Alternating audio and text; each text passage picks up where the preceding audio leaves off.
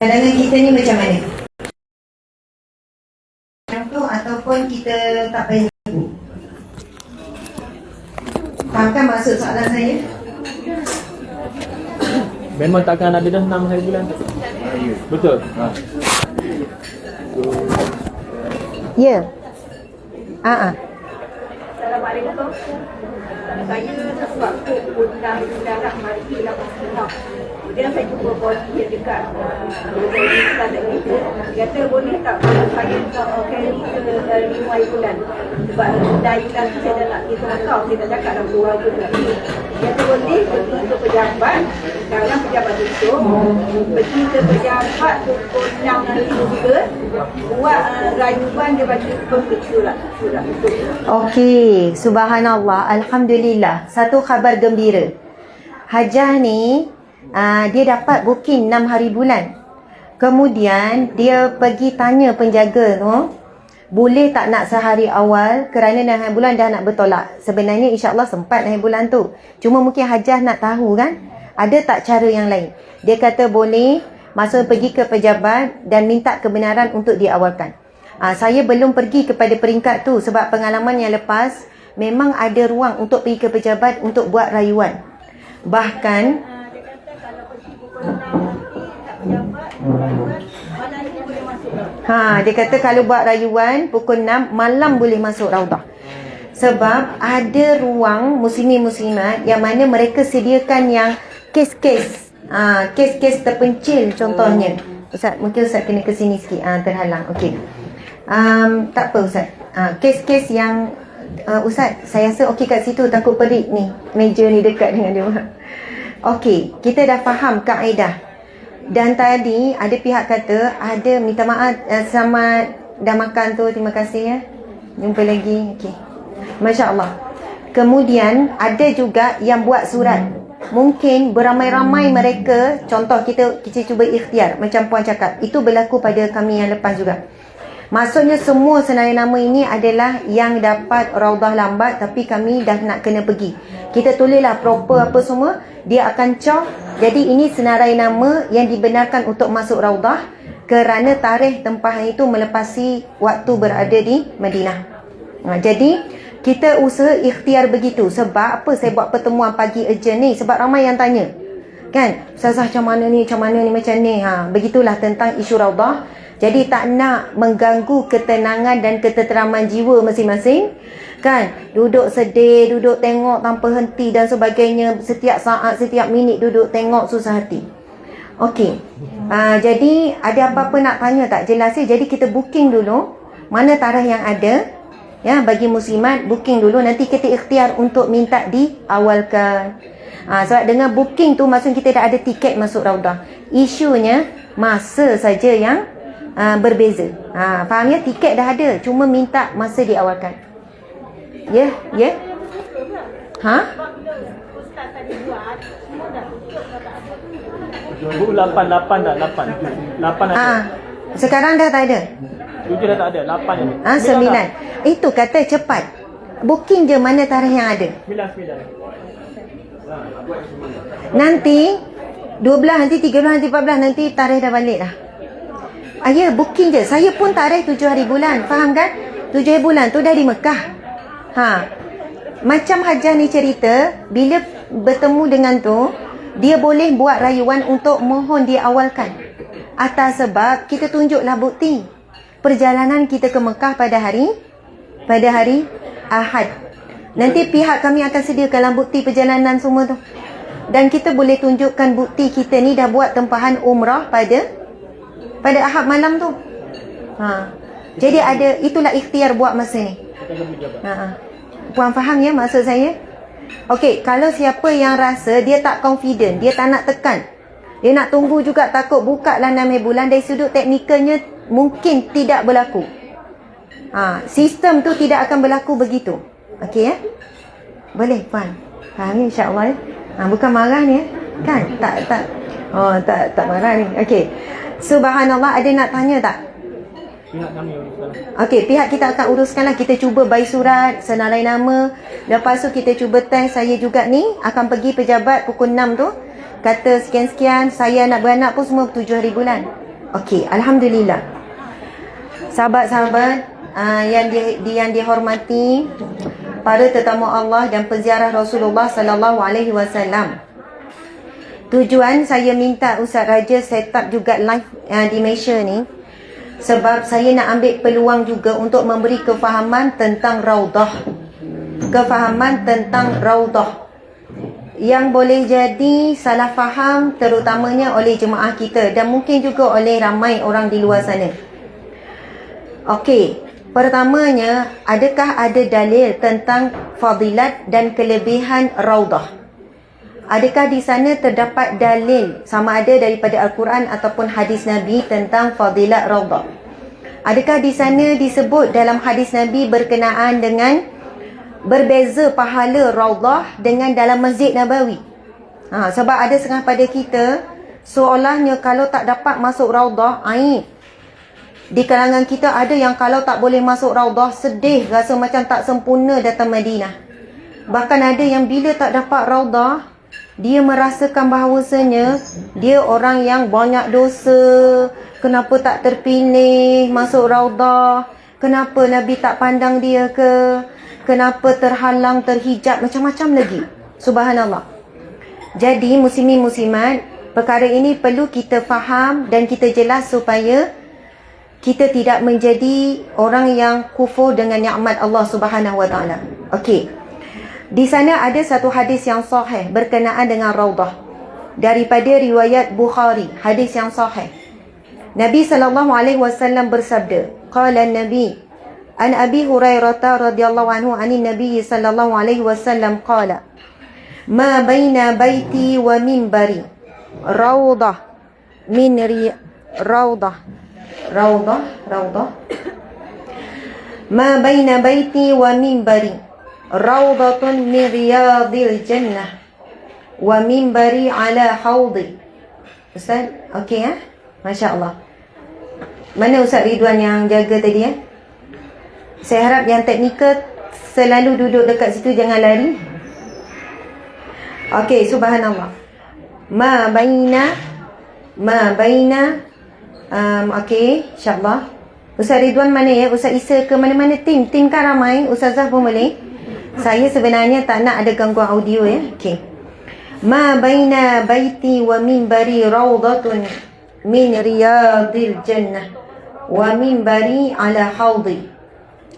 Yang bermaksud di antara rumahku dan mimbarku adalah raudah daripada taman-taman syurga. Dan mimbarku berada pada telagaku, Telaga Kausar. Muslimin muslimat dimati Allah sekalian, tempat Rasulullah dimakamkan itu adalah bilik Rasulullah, rumah Rasulullah. Kita tahu Rasulullah wafat di dalam bilik, di dalam rumahnya di atas seribaan Sayyidatina Aisyah radhiyallahu anha. Dan di tempat Rasulullah wafat itulah lalu dijadikan makam Rasulullah. Jadi Raudah itu kalau tapaknya asalnya adalah rumah Rasulullah sallallahu alaihi wasallam. Di antara rumah Rasulullah dengan mimbar, berapa keluasan lebih kurang? Dalam berapa kaki ya? Tak silap saya kalau kira meter ya. Lebih kurang dalam 20 meter kali. Ustaz tolong cari keluasan Raudah. Ada keluasan dia di antara rumah Rasulullah dengan mimbar tempat Rasulullah berkhutbah. Jadi di situlah yang disebut sebagai taman syurga. Namun tidak ada dalil-dalil yang lain menjelaskan bahawa ibadah di Raudah itu pahalanya mungkin jadi 20,000 kali ganda ataupun digandakan dibandingkan dengan dalam Masjid Nabawi. Maka di sana adalah daripada alim ulama menyebutkan mana-mana salat ataupun amal ibadah yang dilakukan dalam Masjid Nabawi, sama ada di ruang salat yang umum yang biasa ataupun di Raudah, mendapat ganjaran 1,000 kali ganda. Okey, baik. Faham ya maksud di situ? Okey, 22 meter kali 2. Ya, 22 kilometer kali 2. Dan dari utara ke selatan 2 meter. Okey. Muslimin muslimat, jadi kita faham. Saya nak jelaskan begini, ada sebab. Okey.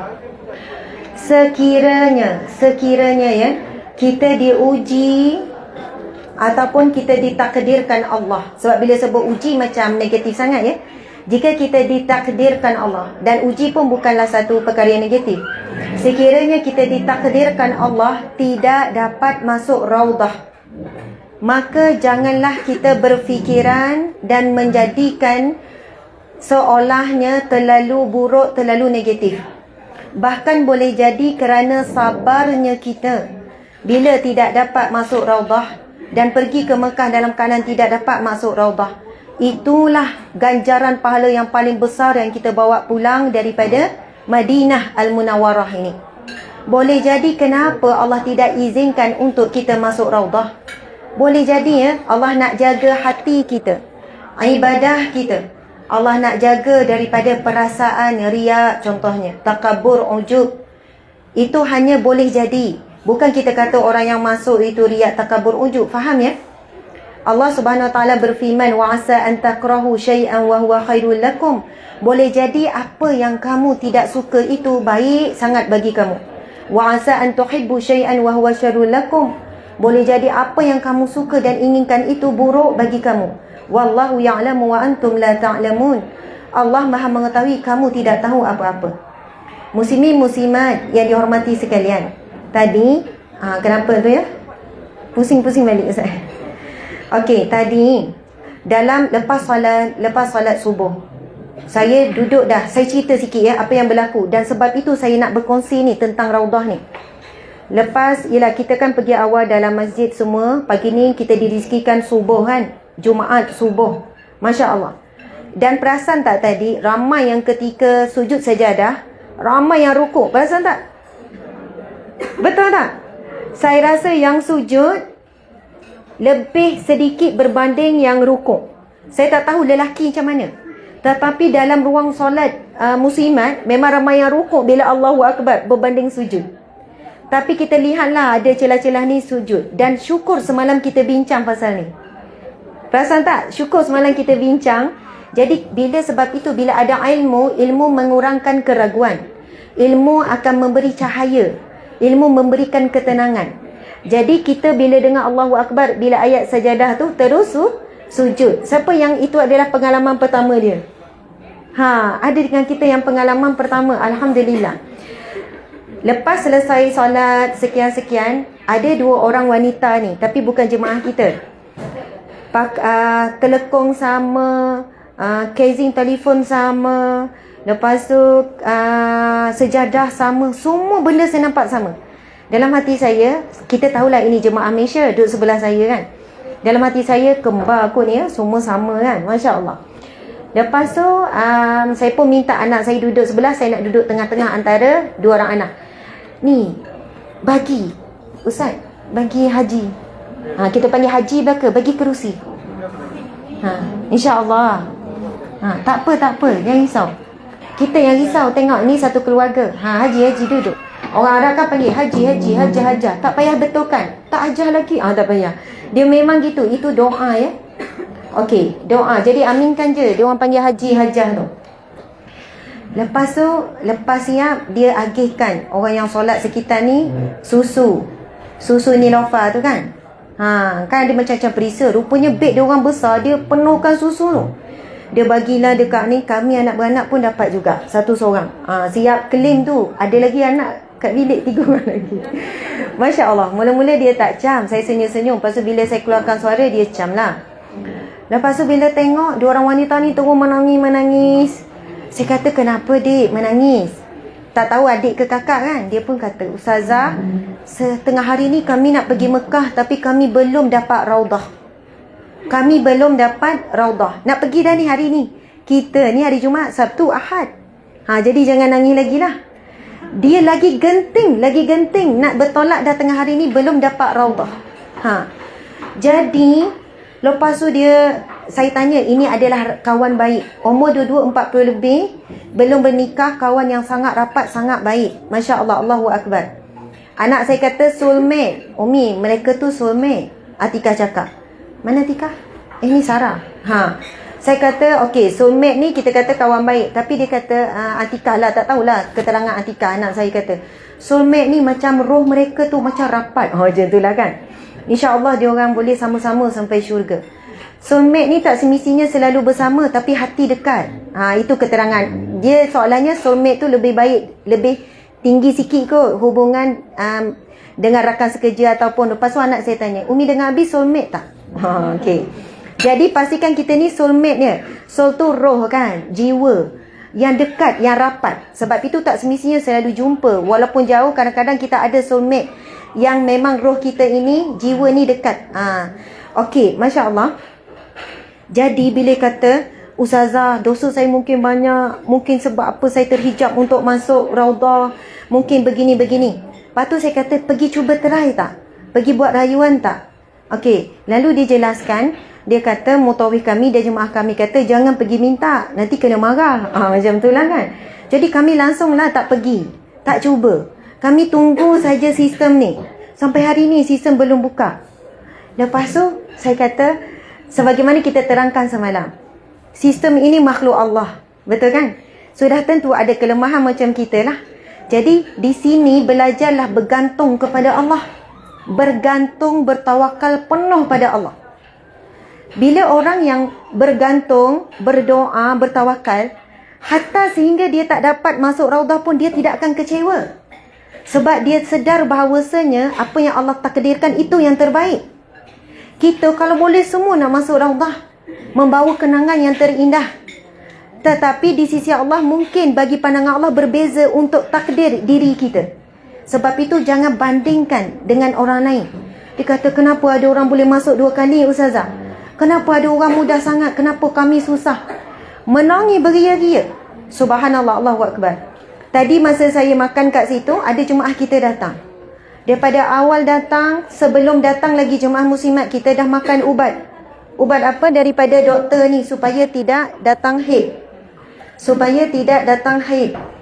Ini ujian bagi wanita. Ia juga satu rahmat ya. Bila dikata Ustazah, saya belum lagi masuk Masjid Nabawi. Makan ubat dah lama buat persiapan. Tapi Allah takdirkan datang juga haid. Okey. Jadi, subhanallah. Kenapa?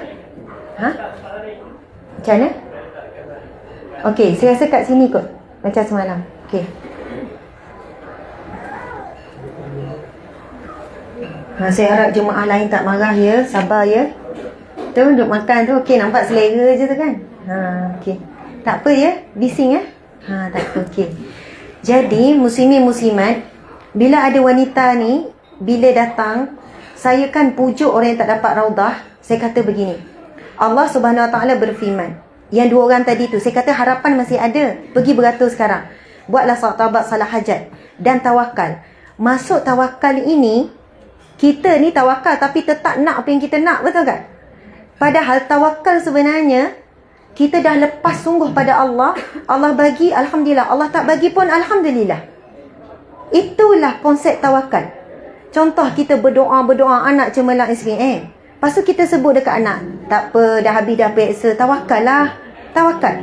Tapi keluar rizak, ibu ni lah meroyan dulu. Lupa dah dia sebut ayat tawakal tu.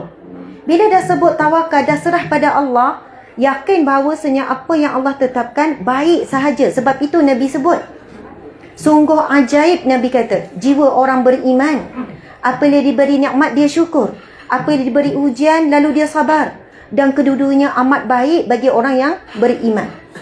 Sebab itu saya nak letak mindset, jangan jadikan seolahnya matlamat utama kita datang ke Madinah ini Raudah. Raudah itu juga makhluk Allah. Sebab itu para ahli ulama kata, bila sampai di Raudah, ramai orang ngadap kepada makam untuk berdoa. Sedangkan kita tetap diminta untuk menghadap kiblat. Memohon semuanya kepada Allah. Berdoa semuanya kepada Allah. Tetap hadap kiblat. Bukan hadap kepada makam Rasulullah sallallahu alaihi wasallam. Tapi hadap makam itu untuk apa? Assalamualaikum ya Rasulullah. Assalamualaikum ya Habiballah, kekasih Allah. Kan? Lepas tu bagi salam kepada Assalamualaikum ya Sayyidina Abi Bakrin, Sayyidina Umar, contoh. Ya, apalah ucapan bahasa Melayu pun tak ada masalah, bagi salam. Kemudian bila berdoa itu hadaplah kiblat. Allahu Akbar. Kemudian sampaikan salam orang yang kirim secara umum. Kalau tak habis masa kat situ, dah minta keluar dah. Jadi, ya Rasulullah, nak sebut aku ke, saya ke, Amba ke, tak ada masalah. I ke, kan? Ya Rasulullah, saya menyampaikan salam yang dikirimkan daripada umatmu kepadaku dengan lafaz Assalamualaikum ya Rasulullah. Jadi bila sampai je bagi salam pada Nabi, kemudian ya kita dituntut untuk buat salat sunat. Tapi perasan tak, dapat 10 minit jadi raudahan. Siapa ada pengalaman kalau SOP ni perjalanan 10 minit sebab berhenti-berhenti, duduk lebih kurang 10 minit, lepas tu dia suruh keluar dah. Sebab itu kadang-kadang lama sangat duduk solat-solat tak sempat berdoa. Tapi jangan bimbang, doa solat itu sendiri doa. Dan seagung-agung doa adalah solat. Sebab kadang kita ni tak gerti nak berdoa, tapi Allah dah susun cantiklah doa di dalam solat. Semua bacaan dalam solat, jangan baca ladaju, semua itu doa. Jadi ada yang confuse, Ustazah nak banyakkan solat ke banyakkan doa? Jadi mungkin soalan tu dia tak faham. Bila kamu banyakkan solat, bermaksud kamu banyakkan doa dan kamu banyakkan zikir. Sebab dalam solat ada zikir, ada doa, ada tasbih, ada semua dalam solat. Masya Allah, Allahu Akbar. Jadi muslimin-muslimat, saya ulang lagi sekali, jangan jadikan matlamat utama kita datang ke Madinah. Saya tak sebut Mekah sebab kita belum pergi ke Mekah. Madinah Al-Munawwarah, Raudah. Sehingga kan apabila kita tidak dapat Raudah, kita kecewa sehingga lupa betapa besarnya nikmat dan rahmat Allah telah jemput kita berada di sini. Faham ya? Lalu saya membacakan firman Allah kepada 2 orang sahabat yang menangis-nangis sebab kemungkinan besar mereka tak dapat Raudah ni. Saya bacakan firman Allah sebagai peringatan kepada kita semua. A'udzubillahi minasyaitanirrajim. La in syakartum la azidannakum wa la in kafartum inna azabi lasyadid. Sekiranya kamu bersyukur kepadaku, Allah berfirman, maka kami akan tambahkan nikmat kami ke atasmu. Wala in kafartum, sekiranya kamu kufur dengan nikmatku, maka nantikan azabku yang amat pedih. Tahap syukur ini berbeza mengikut keadaan masing-masing. Tahap syukur kanak-kanak, dewasa, tahap syukur orang soleh, tahap syukur orang alim dengan orang jahil.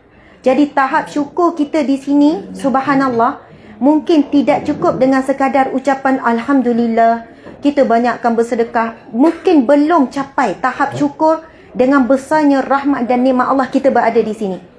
Maka lalu Allah berikan ujian supaya nak test betul tak kamu bersyukur sampai di sini menjadi tetamu Allah. Ribuan manusia, jutaan manusia di atas muka bumi Allah mengharapkan hadir ke sini.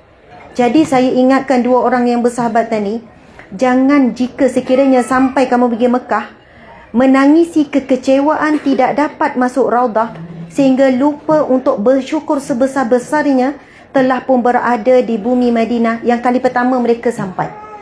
Lalu saya tanyakan kefahaman, adakah beza kita bagi salam pada Rasulullah di Raudah ataupun di sini?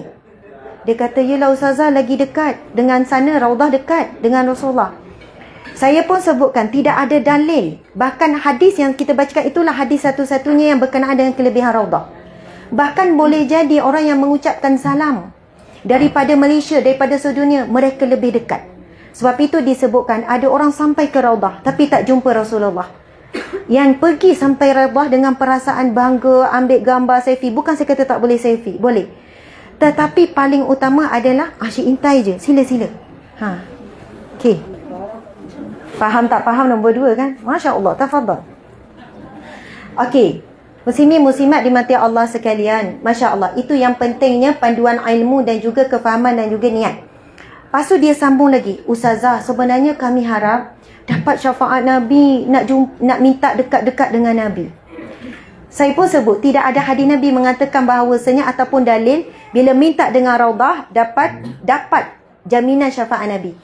Tetapi Allah Subhanahu Wa Taala melalui hadis Nabi yang sahih, Allah menyediakan untuk kita umat Nabi Muhammad mendapat syafaat Nabi setiap kali azan. Dan inilah yang ahli ulama kata antara dalil yang paling kuat untuk dapat syafaat Nabi Muhammad sallallahu alaihi wasallam.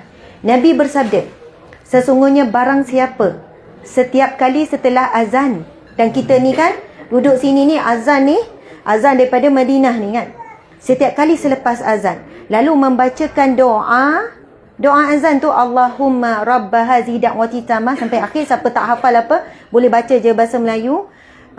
Tengoklah YouTube ke apa, usaha ikhtiar. Jadi barang siapa yang membaca lalu Nabi kata, maka berhak ataupun layak atau wajib baginya syafaatku. Jadi saya bagi tahu dua orang wanita yang sangat baik, bersahabat baik ni, saya kata jaminan untuk dapat syafaat Nabi Allah sediakan pada setiap kali waktu solat apabila setelah azan. Dan hadis-hadis yang lain ada lagi lah tentang syafaat Nabi. Dan Nabi sebut orang yang paling dekat denganku di mahsyar kelak adalah orang yang paling banyak berselawat kepadaku, dan tak disyaratkan berselawat di Raudah atau di Masjid Nabawi, di mana-mana sahaja. Subhanallah. Dan yang terakhir saya tutup, bukan saya tutup kat sini ya, maksud saya perbualan dengan dua orang wanita di dalam Masjid Nabawi yang menangis-nangis. Dan dia kata, Ustazah, kami sebenarnya, maksudnya dia kata, mungkin cara Allah memakbulkan doa kami bukan dengan kami masuk Raudah, tetapi dengan Allah beri kami kefahaman melalui perantaraan Ustazah ni, bahawasanya hakikat sebenar datang di sini adalah nak dekat dengan Allah, nak dekat dengan Rasulullah. Sama ada melalui jalan tidak masuk Raudah ataupun tidak. Boleh jadi kerana tak masuk Raudah, mereka ni nangis basah. Subhanallah. Boleh jadi kerana Allah tidak izinkan masuk Raudah itu membuatkan hati itu jadi sayu, sedih, jadi makin dekat dengan Allah, dengan Rasulullah SAW. Jadi adik tadi tu daripada tim kita. Gitu. Alhamdulillah. Ya. Subhanallah. Waalaikumsalam. Jumpa lagi. Nanti kita ambil gambar sama dah. Amin. Masya Allah. Okay. Subhanallah. Jadi yang sahabat kita ni, wanita yang uzur, Masya Allah, ini subhanallah. Okey, siapa yang pernah ikut page, minta maaf lah ya menyelit tu. Tak apa, lepas ni kita kenalkan siapa keluarga tu. Masya Allah. Okey, muslimin muslimat, Masya Allah. Wanita di kalangan kita yang dalam ujian uzur dan kedatangan haid, walaupun dah makan ubat daripada Malaysia, tapi tetap sebab dah waktunya Allah tetap izinkan untuk keluar. Dan mungkin ada masalah begini di kalangan wanita. Saya bagi tahu wanita ni, saya tak ingat dah muka mana ya, tak apa, tak perlu tahu. Saya bagi tahu ada orang dapat pahala solat dalam masjid, dia pun macam sedih kan. Dapat pahala baca Quran, dapat pahala iktikaf. Tetapi kamu kena tahu, dalam hadis Nabi yang sahih, Nabi bersabda, bukan hadis Nabi ya, firman Allah. A'udzubillahi minasyaitanirrajim. Innama yuwaffas sabiruna ajrahum bighairi hisab. Allah berfirman yang bermaksud sesungguhnya pahala sabarlah yang akan mencukupkan tanpa dihisap. Untuk mencukupkan tanpa dihisap untuk kita masuk syurga. Jadi kamu pula mengumpul pahala sabar dan redha. Daripada awal sampai sekarang belum dapat masuk Masjid Nabawi. Dan boleh jadi pahala kamu lebih besar daripada kami yang masuk iktikaf, masuk masjid, duk ambil gambar dan sebagainya kan. Boleh jadi pahala kamu lebih besar dan kamu dipandang. Dan boleh jadi dia bimbang takut umrah pun tak dapat. Dan jika kita betul-betul sabar dengan segala ujian, kita tetap dicatat sebagai umrah mabrurah walaupun tidak dapat. Allahu Akbar. Dan untuk yang terakhirnya, muslimin muslimat, saya ingin membacakan satu lagi hadis Nabi SAW, hadis yang sahih ya. Sebagaimana saya rasa dah sebut semalam ataupun wallahualam saya dah lupa saya sebut bila. Yang inilah yang terakhir saya sebut kepada dua wanita sahabat baik tu. Masya Allah, sebuah hadis Nabi SAW yang mana Nabi bersabda, sesungguhnya barang siapa yang menginginkan dengan sungguh-sungguh, bukan saja-saja ya, bukan pada mulut, pada lidah, tapi dengan hati, yang menginginkan kematian yang syahid di medan perang, namun ditakdirkan Allah mati di pembaringan, maksud di atas tilam dalam rumah contohnya, dia tetap akan dicatat sebagai kematian yang syahid. Daripada hadis ini, para alim ulama bahaskan lagi, dia menjadi satu perkara yang umum. Jadi insya-Allah kita nekat nak masuk Raudah, nangis-nangis kan, sekiranya Allah uji. Sebab sekiranya ni bukan dia untuk akan datang tak ada masalah kalau sebut sekiranya. Yang lepas tu yang dilarang. Yang kalau perkara lepas, kalaulah adik tak balik, mak masih ada lagi. Sebab adik lah ni mak jadi berjangkit COVID. Faham ya, kalau sebut yang lepas, kalau itu dilarang. Tetapi bila kita sebut akan datang, itu hanya untuk membetulkan mindset dan buat persiapan mental kita. Sekiranya Allah uji tidak dapat masuk raudah, Allahu Akbar. Tetapi kerana niat dan nekat yang kuat, insya-Allah walaupun tak masuk, kita umpama dicatat pernah berada di taman syurga yang Nabi sebut, di antara rumahku dan juga mimbarku adanya taman syurga. Allahu Akbar. Boleh. Okey. Jadi muslimin-muslimat dimati Allah sekalian, walau bagaimanapun komitmen kami kepada jemaah semua, sebagaimana yang lepas pun alhamdulillah semua dapat masuk raudah. Tetapi tidak ada jaminan, kerana jaminan hanyalah jaminan Allah. Jadi bahkan saya bimbang, ada di kalangan kita ni dah mula apa? Tak best driver ni tak dapat masuk raudah kahwin dengan driver ni. Ada satu driver tu semua boleh masuk raudah. Perasan ke tidak? Perasan atau tidak, ada isu, kalau kita nak sebut secara kasar tak nak lah kan. Secara lembut, bimbang ada isu apa ya? Akidah. Keyakinan kita kepada Allah, bahawasanya Allah lah yang menentukan dan qada qadar Allah pasti terjadi walaupun manusia berusaha sedaya upaya sekalipun. Allahu Akbar. Nabi SAW bersabda, ihfazillah yahfazka, kamu jaga Allah, kamu akan dijaga oleh Allah. Ihfazillah tajidu tujahaka, kamu jaga Allah, jaga hak Allah, kamu akan dapati Allah akan berada di hadapanmu, bersamamu. Wa iza sta'anta fasta'in billah, kalau kamu perlu pertolongan, minta tolong dengan Allah, manusia perantaraan saja. Wa iza sa'alta fas'alillah, kalau kamu perlukan sesuatu, minta sungguh-sungguh dengan Allah. Dan bila Allah tidak izinkan, bukan kerana kita ni banyak dosa, bukan sebab itu semata-mata. Jangan blame diri sendiri, jangan terlalu menghukum diri sendiri sedangkan Allah tidak menghukum kita. Kalaulah kita dipilih Allah untuk berada di sini, bukankah itu dengan menunjukkan kita dalam rahmat Allah, bukan dalam kemukaan Allah. Tiba-tiba kita nilai diri kita banyak dosa, banyak maksiat, sebab tu tak dapat masuk raudah, mungkin gini-gini. Jangan terlalu overthinking kan. Kita berlapang dada dengan takdir Allah, itu lebih baik daripada kita berjaya masuk raudah tetapi kita bukan hamba Allah. Allahu Akbar, subhanallah. Jadi muslimin muslimat dimati Allah sekalian, masya-Allah. Itulah sedikit penjelasan daripada pihak kami berkenaan khusus tentang raudah ya. Jadi sebab dah ramai pagi ni, bila nampak dah buka, lepas tu tak dapat booking, perjuangan kita belum berakhir. Kita akan berjuang bersama-sama seperti mana maklumat yang Hajah bagi tadi dan semuanya lah. Okey, ada soalan tak nak tanya? Muslimat, ramai juga yang ada masalah tentang istihadah, tentang haid dan sebagainya. Sebenarnya ada beberapa orang ustazah, tetapi saya juga bersedia. Nampak saya lepas selesai makan, boleh je datang kan. Lepas ni pun saya tunggu sekejap, sebab ada muslimat dia isu masalah tu lah. Sama juga pasal contoh, minta maaf lah ya, wanita dia ada kentut pintu depan, pun tak faham ustazah apa masuk pintu depan kan. Biasa keluar angin pintu belakang kan. Ini bab fik ya. Orang lelaki pun wajib tahu, sebab anda ada isteri, ada ibu dan ada adik perempuan kan. Kentut namanya kentut kemaluan wanita, kan, kemaluan wanita depan, bukan belakang maksudnya. Jadi di situ memang ada perbahasan ulama. Sebab saya jawab ni sebab dia yang tanya. Nak jaga kentut keluar angin pintu belakang, dia lebih mudah berbanding kentut bahagian depan. Sebab bahagian belakang ada daya kemutan lah. Tu yang kita kontrol tu kan.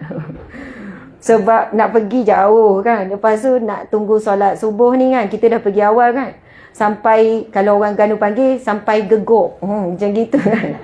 Maksudnya hukumnya makruh, tak adalah haram, boleh je kita tahan. Kalau dalam solat kena tahan lah, jangan rasa terus melepas je. Yang makruh sebelum solat, sebab sunat kita memperbarui wuduk kan. Tapi kalau tengah solat terus tahan sajalah. Subhanallah. Tetapi angin yang keluar daripada depan ni, dia bukan sama dengan belakang. Kadang-kadang tak perasan dia main keluar. Dia faktornya perempuan ada rahim. Perempuan ada rahim. Jadi angin tu bukan daripada pundi kencing, biasanya daripada rahim. Kan wanita ada tiga pintu, ada 3 lubang. Yang bersambung dengan usus, buang najis besar kan. Pundi kencing, buang air kecil. Kemudian satu lagi yang bersambung dengan rahim. Sebab itu kita melahirkan anak bukan daripada lubang najis ya. Lubang yang ketiga itulah. Jadi bila sama ada mengandung atau tidak dan sebagainya, memang ada risiko rahim kita jatuh bila berjalan, jatuh, kita terduduk jatuh dan sebagainya. Jadi memang angin itu boleh datang daripada luar dengan kita duduk dan sebagainya. Jadi kadang-kadang dia keluar. Jadi hukumnya, ya saya terus bagi hukum memang ada perbezaan pendapat. Tetapi ramainya mutawif kebanyakannya, saya tak sebut kebanyakan takut salah ya. Saya sendiri berpegang kepada pendapat mengatakan angin keluar melalui jalan depan itu tidak membatalkan wudu. Tidak membatalkan. Ia sangat sukar untuk dijaga. Tetapi kalau jarang sangat berlaku nak pegang kepada batal, silakan. Terpulang. Siapa nak pegang batal, silakan, tak ada masalah. Itu pun ada pendapat mengatakan batal. Jadi, nak pegang kepada tidak batal atas sebab kesukaran dan ia bukan adalah perkara yang kebiasaan berlaku. Dia di luar kebiasaan. Jadi, maka ia boleh diambil. Boleh ambil pendapat mengatakan ia tidak batal yang keluar melalui pintu depan. Maka boleh je terus solat, buat segala ibadah-ibadah yang lain. Okey, ada soalan lagi tak? Apa sajalah soalan? Sebab jangan malu. Boleh jadi soalan anda mewakili ramai orang. Anda dapat pahala lah. Okey, tuan. Pasal umrah. Umrah badal. Okey, makasih Tuan Haji. Ramai, siapa nak buat umrah badal ni? Angkat tangan. Tak ramai ke? Kena angkat semua. Angkat belaka. Semua kena ada niat nak buat umrah badal. Semua kena ada niat. Rugi sangat kalau tak niat. Jadi umrah pertama yang namanya umrah wajib kita buat untuk diri kita kan. Lepas tu kita akan usaha buat umrah kedua, umrah ketiga. Bahkan siapa yang nak umrah keempat, umrah kelima pun tak ada masalah. Dan Allah rezekikan kita berada di Mekah lama 7 hari. Jadi berkenaan dengan umrah badal, kita pun rasa macam susah je. Dia sebenarnya beza dari sudut niat sahaja. Yang lain tu semua samalah. InsyaAllah kita akan guide satu persatu. Bila tiba masanya, kadang-kadang duk cakap kat sini tak nampak ni. Kan? Mana nak niat itu ini. Dan umrah adalah satu ibadah praktikal. Kalau anda tak faham pasal umrah sekarang, jangan risau. Saya masa first time buat umrah pun tak faham juga. Kan buat-buat faham je sebab ustazah kan. Oh, okey. Bila dah sampai sana, kali pertama dalam 4 tahun yang lepas, barulah faham betul-betul. Kan? Sebab semuanya, saya pun akan jadi salah seorang mutawif. Saya akan pimpin muslimat. Lepas tu kita ada beberapa orang ustazah. Lepas tu kita ada ustaz. Jadi kita akan pecah dalam grup yang kecil. Sebab bimbang takut duk terang tak dengar kan. Jadi kita akan membantu sedaya upaya. Okey, pasal niat sama-sama lafaz. Kalau lafaz badal umrah macam mana. Kemudian bila sampai situ tawaf sampai habis kita guide. Lepas tu pergi sa'i apa semua kan. Potong rambut dan sebagainya. Jadi insya-Allah jangan bimbang, jangan risau. Fokus dulu ibadah kita di Madinah sebanyak mungkin, sebaik mungkin. Antara ibadah yang afdal kita dah bahaskan iaitu memperbanyakkan solat sunat semua dibuat. Segala senarai solat sunat, kemudian solat, antara yang dituntut juga solat fardu ialah solat apa? Solat qada. Solat qada. Satu solat kan digandakan 1000 kali ganda. Tapi ada juga ustazah saya tunggu Mekah kan 100,000. Sebab 1000 tak banyak sangat kan. Jadi relax-relax lah dulu. Kita tak ada keyakinan sedikit pun untuk hidup lagi esok hari. Ataupun tengah hari ni. Jadi mana ada masa, ada peluang, solatlah semampu yang boleh insya-Allah. Jadi hari ni memang kita free easy dan kita dapat pula hari Jumaat. Masya-Allah. Nanti wanita pergi awal. Saya ni ada waktunya, saya ni lalai. Bukan ada waktunya, saya lalu lalai. Pernahlah satu ketika solat Jumaat, ialah pergi lambat sikit. Dia tutup pintu ya, bukan macam solat Zuhur, Asar, Isyak ni. Sebab orang terlalu ramai dan jemaah-jemaah Arab Saudi sendiri sekitar pun semua datang. Lepas tu dia tutup. Sedangkan belum start lagi khutbah apa semua. Merayulah air mata satu baldi pun. Nak masuk. Ya, dia tak bagi sebab poli dah jaga kan. Lepas tu tetap duduk juga sampai dah nak start khutbah, nak start ni, barulah dibuka kediam, berlari-larilah dapat solat. Tapi khutbah tu berada di luar pagar. Cuma itu yang saya sebut hari tu. Sekarang berganda-ganda ya jumlah. Jemaah Indonesia masa kami pergi dalam bulan 1 tu belum dibuka. Tapi kita tahu bila dibuka je border jemaah Indonesia, kalau di Mekah ni, di Tanah Suci, yang paling ramai, paling besar biasanya jemaah Indonesia, jemaah China, yelah Malaysia pun termasuk jugalah. Tapi kita kalah sebab diorang sangat ramai lah. Jadi pesan saya, pergilah lebih awal, lebih kurang 1 jam ke kan, setengah jam, yelah 1 jam tu selesa lah untuk terus niat i'tikaf. Dan kita tahu bila hari Jumaat ada waktunya mustajab doa yang tidak akan ditolak oleh Allah Subhanahu Wa Taala. Di antara waktunya bila? Antara khutbah, Ustaz, antara khatib dengan khutbah dengan solat ke? Yang hadis Nabi tu. Antara 2 khutbah. Antara 2 khutbah. Sah Ustaz? Antara 2 khutbah. Jadi kalau ikutkan muslimin-muslimat, Ustazah ni jadi panjang pula ya. Ni pasal solat Jumaat, last penutup. Ada orang tengok jam sebab dia dah nak pergi dah masjid sekarang. Sekarang pukul berapa? Oh, 9.06 ini. Zuhur pukul berapa? 12.34. Jadi mungkin lepas ni terus nak pergi masjid ya. Nak anggut bersalah kan. Okey, last ni hadis Nabi SAW. Ia merupakan antara Bukhari dan Muslim ataupun salah satu, tapi hadis yang sahih. Nabi SAW bersabda, barang siapa yang pada hari Jumaatnya dia mandi seumpama mandi janabah, mandi wajib. Semua dah mandi belum? Okey, jawab. Tak apa, jangan jawab. Mungkin ada yang sejuk sangat tak mandi kan? Okey. Jangan tanya saya. Tak ada masalah. Tapi Nabi sebut barang siapa yang bila hari Jumaat dia mandi umpama mandi janabah, iaitu mandi wajib. Maksudnya mandi rata seluruh badan. Sebab ada orang dia mandi pagi dia tak basuh rambut. Jadi mandi seumpama mandi wajib, rata seluruh badan, mandi betul-betul. Niatlah mandi sunat hari Jumaat. Lalu dia menuju ke masjid pada waktu yang pertama. Maka dia catat baginya, diberikan pahala umpama seperti melakukan ibadah korban dengan seekor unta. Lalu ulama bincang waktu yang pertama ni dalam anggaran pukul berapa? Lebih kurang dalam waktu duha dia dah pergi dah masjid. Pada hari Jumaat ni. Lepas tu Nabi menyambung lagi, siapa yang pergi ke masjid pada hari Jumaat ni, pada waktu yang kedua, dia umpama melakukan ibadah kurban seperti seekor lembu. Dan siapa yang pergi menuju ke masjid, Nabi kata, pada waktu yang ketiga, maka ia umpama melakukan ibadah korban dengan seekor kambing ataupun biri-biri. Dan siapa yang pergi pada waktu yang keempat, maksud makin lewat sikit. Mungkin ada yang kita niat nak pergi lewat sikit kan. Sempat ni nak beli barang dulu ke kan. Pada waktu yang keempat, maka dia umpama melakukan ibadah korban seperti seekor ayam. Dan siapa yang pergi ke masjid pada waktu yang kelima, dah lewat, dah dekat azan ataupun azan pertama, dah azan dah pertama ni, maka dia diberikan pahala umpama seperti melakukan korban dengan sebiji telur. Jadi kita ni nak unta ke nak telur? Ada orang kata telur, jadilah Ustazah, telur pun telur lah. Tuan-puan sekalian, kalau mungkin kita tak ada jaminan ibadah korban kita selama ini diterima oleh Allah.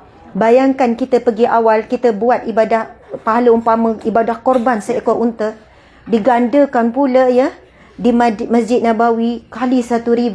Jadi perkara-perkara seumpama inilah perlu kita kejar. InsyaAllah kalau di Malaysia kita tak pergi awal, bahkan mungkin kita ngantuk, tidurlah menyandar-nyandar pada tiang ke, pada mana-mana, duduk bahagian luar koridor kalau tak dibenarkan masuk kan, bawa kurma, bawa air mineral apa semua. Mudah-mudahan kita merebut sebanyak mungkin pahala. Kurang rehat tak apalah di sini, kurang tidur sikit tak apalah, berpenat-penat tak apalah. Kita anggap ini adalah umrah yang terakhir. Jangan, memang kita doa, ya Allah berilah umrah setiap tahun. Guru saya dulu, masa kita datang umrah kali pertama, ada seorang, kalau orang Thailand ni kita sebut apa ya? Baba. Orang alim, ada pondok. Saya jumpa masa tu kali pertama, saya kata, Baba doakan ya, kami boleh umrah setiap tahun. Dia kata, Ustazah, anggap ini umrah yang terakhir. Kalau Ustazah tak anggap ini umrah yang terakhir, Ustazah akan buat biasa-biasa saja. Jadi anggap ini umrah yang terakhir, umrah yang Allah berikan peluang untuk kita betul-betul mengqadha menyempurnakan segala amal ibadah. Umpama kita nak balik ke Malaysia nanti, insya-Allah dalam keadaan suci, bersih daripada dosa. Jadi tapi tetap berdoalah untuk dapat umrah, untuk bawa ahli keluarga semua tu doa. Tetapi dari sudut tu kena seimbang. harapan dan al-khawf wal raja kena seimbang. Sebab kita ni banyak harapan. Kerana berpanjangnya harapan, angan-angan membuatkan kita kurang bersungguh-sungguh untuk hari ini. Tapi dalam Islam, bimbang, takut dengan mengharap kena seiring. Barulah kita bersungguh-sungguh pada saat ini. Jadi alhamdulillah, sekadar itu, alhamdulillah, mohon maaf salah dan silap. Wabila taufiq wal hidayah. Assalamualaikum warahmatullahi wabarakatuh. Okey, Ustaz ada apa-apa? Okey, kita tangguhkan majlis kita dengan tasbih kafarah dan surah Wal-Asr. Bismillahirrahmanirrahim. Subhanakallahumma wa bihamdika asyhadu an la ilaha illa anta astaghfiruka wa atubu ilaik. Bismillahirrahmanirrahim. Wal-'asr innal insana lafi khusr illa allazina amanu wa 'amilus solihati wa tawasaw bil haqqi wa tawasaw bis sabr. Sadaqallahul azim. Muslimin muslimat, janganlah rasa bila kita duduk majlis ilmu ni macam mencuri masa berharga kita di Madinah ataupun di Mekah. Kan hadis Nabi tentang majlis ilmu begitu besar. Rasulullah di Masjid Nabawi, di tanah ini banyak melakukan usrah dan majlis tazkirah dengan para sahabat. Nabi sebut masalah tariqan yatamisu fi ilman sahalallahu lahu tariqan ila jannah. Siapa yang duduk majlis ilmu, Allah buka jalan ke syurga. Jadi sama-samalah kita kalau duduk dan sebagainya kan sedaya upaya untuk kita berada dengan tenang. Terima kasih semua. Assalamualaikum warahmatullahi wabarakatuh. Ustaz boleh tunjuk jemaah. Okey, ini jemaah-jemaah kita ya. Oh, Ustaz ada pengumuman. Okey. Bismillahirrahmanirrahim. Assalamualaikum warahmatullahi wabarakatuh. Ustaz jangan tutup lagi ya. Jemaah hijrah ayat dulu.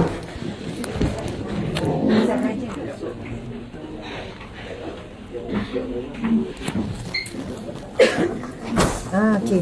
Gelap Okey. Subhanallah, terima kasih semua sahabat-sahabat muslimin muslimat yang berada di Malaysia, khususnya dari mana saja yang mengikuti. Terima kasih banyak. Saya sebenarnya selalu berkongsikan sesuatu melalui live ini sebab insya-Allah mudah-mudahan dia bukan saja menjadi panduan kepada jemaah kami, tapi jadi panduan juga kepada semua jemaah-jemaah yang mungkin menonton melalui live tapi mereka berada di Mekah Madinah sekarang ni. Lepas tu mudah-mudahan ia menjadi satu semangat kekuatan juga kepada tuan-puan sekalian untuk menunaikan umrah dan haji dengan mana-mana saja syarikat, bukan hanya ni, mana-mana yang terdekat yang mudah bagi kita. Jadi kena ada niat. Dan dekat hari Jumaat kami mendoakan buat kalian sentiasa secara umum, secara khusus kan kebaikan-kebaikan, dan juga mendoakan kalian dirizkikan Allah untuk sama-sama melakukan dan menjadi tetamu Allah. Subhanallah, terima kasih banyak-banyak muslimin muslimat. Assalamualaikum warahmatullahi wabarakatuh. Dan bawalah duit siap-siap. So untuk membeli belah lah untuk kurma dan sebagainya. Kalau belum lah, kan, kalau nak beli lagi insya-Allah 46 kilo seorang. Bukan 30 kilo 46 kilo seorang. So muatlah apa yang nak muat dalam beg tu. Kan? Jangan sampai tak muat je lah. Dan kemudiannya tu program petang ni lah. So kita akan gerak selepas asar InsyaAllah, dan program kita di sana kita sampai, kemudian para jemaah boleh mungkin free